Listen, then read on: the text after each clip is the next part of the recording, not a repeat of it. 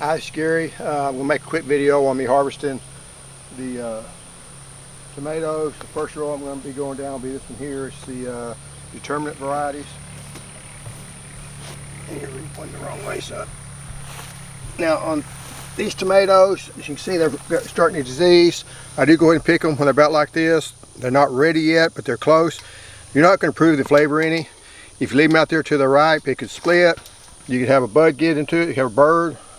So I always try to pick them early. You do want to keep them up off the ground, because if you don't, this happens.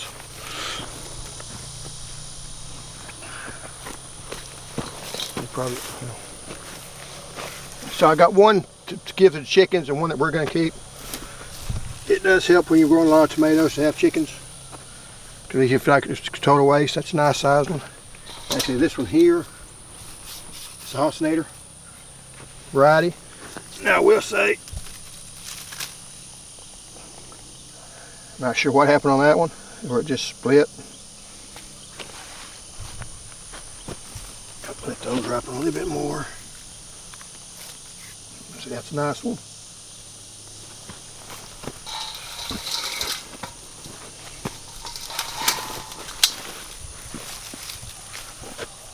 That one's not. And like I say, if I would have been able to, let's come around here or walk backwards.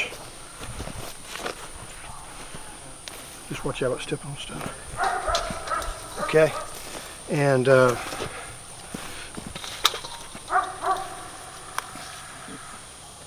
now that one, I'll try to cut around that one because it's just a little spot, so maybe we can get it. We're going to be processing these tomatoes, most of them, make everything spaghetti sauce and picante sauce, enchilada sauce, any type of just a regular tomato sauce. Would have really been helpful if I would have put these up.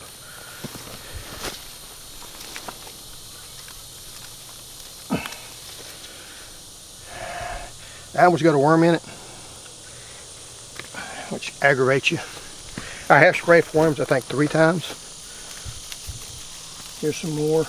Now a lot of people will say that they want to trim off the leaves. When you trim off the leaves, this is just because it's been over, they get sun scald. So that's going to be, you know, a bad problem. And like I say, these are picked early, but that way you avoid worms or whatever else that comes your way. You can go back ways if you need to, son.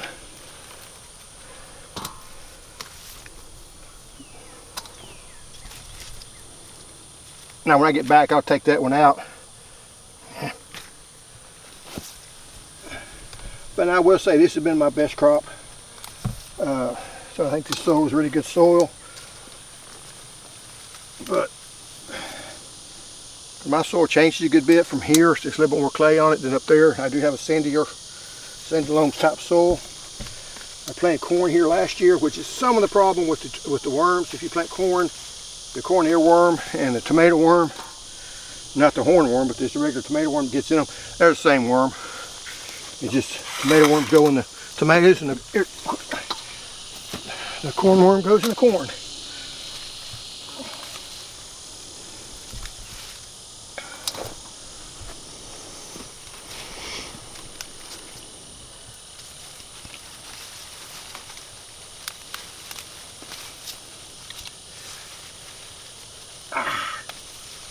That one's rotten.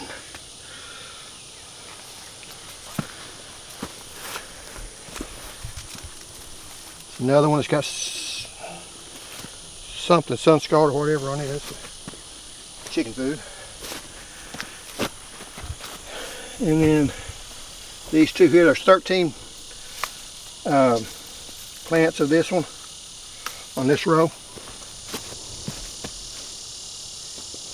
You'll stay there, I'll come back.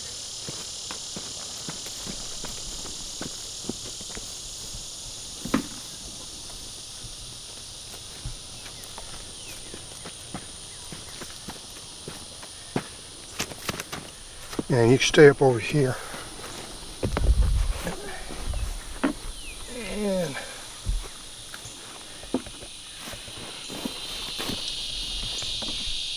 this is mountain merit. I put these 4 feet apart. Was it far enough? These are mountain merits. I mean, these are indeterminate tomatoes.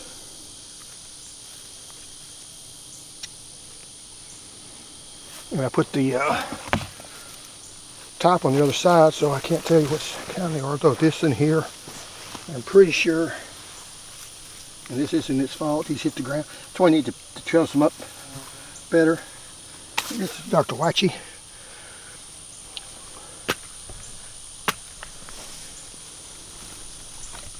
But you need to keep them up off the ground. A really nice looking tomato. Hand that down there.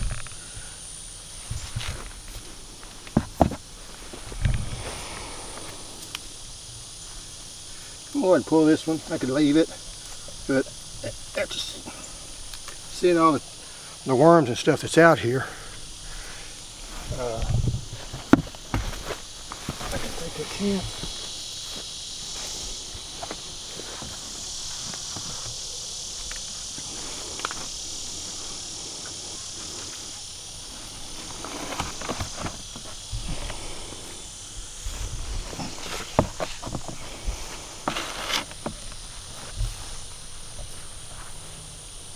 We'll talk about that one.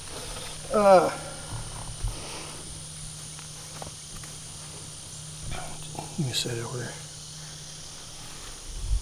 And this in here, I believe the Chef Black again. Talked about before. It's made a lot now. This is kind of why I don't like leaving them out here very long. Because this is almost ready, but you also notice it's starting to deteriorate. Sit there in their lives easy.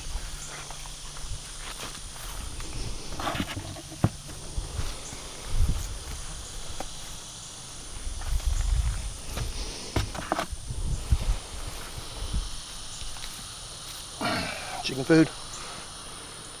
Just sit down for a minute.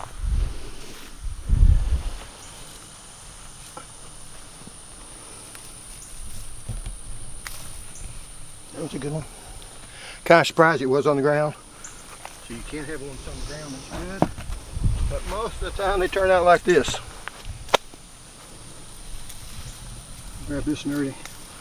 Also, sit in there. Tell you what, just to keep them being totally boring. You come around here. I mean, I've still got some more I'm gonna be picking. Here's the Chef Black that had all the tomatoes on it. It's looking good. Stupid stink bug. So it's, you know, nice tomato. Just got 2 or 3 more on here. I won't forget those tonight. Let's see, even this time I picked some off the other day. And this is how many I've got on it on this one plant. And it's just done super well.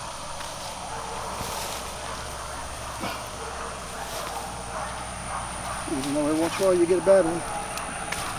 And I'm not sure what's causing that, but something is. But you come over here, I'm not going to pick the cherries right now because I'm sure y'all probably watched it all you want to. Here's the sun gold, it's starting to kind of go downhill. There's the chocolate cherry, tropical sunset. This is the one that was going crazy, the Coyote.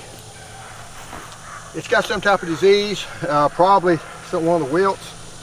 There's a lot of tomatoes on it, but my soil tends to have that.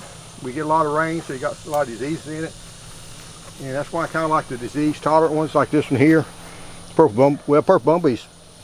I say that in the one I shows that open pond is. But this is mountain merit. It is a hybrid. Seems to be doing a little bit better. Still going all right. But then the blueberries is doing good too. So, and this one here is the large red cherry. Napa Chardonnay's been putting on a bunch too. And no sun gold. And this one here's done well for me too. And it's the champagne bubbles. Now I will say you can start seeing the diseases starting to come up on them. Let's take a quick look at the paste tomatoes. And these are Invincibles. I really like them. They start putting on a lot of tomatoes, starting to do well. What we do with these are ones, we're going to be processing both the bigger ones and the smaller ones, but this gives us a lot of tomatoes. I really like them. I've always had problems growing red aromas, but these Invincibles, and like Shelby's going to be the same way, reproduce a lot. So if you want a lot of paste tomatoes, those two I recommend. Anyway, this has been Gary in Zone Texas 8B. I say that a lot because that does matter. We are fairly close to Gulf Coast. We're very extremely humid. And if you take advice from people, try to take advice from people who live close to you. Some of my advice will transfer, but you know, what I do down here doesn't work in Ohio. And what works in Ohio don't work down here. Here we try to put as many leaves on the stuff as we can, cover the plants as much as we can. I don't prune hardly anything, as you can tell. And yes, it does create more diseases, but it also creates more tomatoes. I have a shorter harvest window, but I think I make more overall. Anyway, thanks for watching.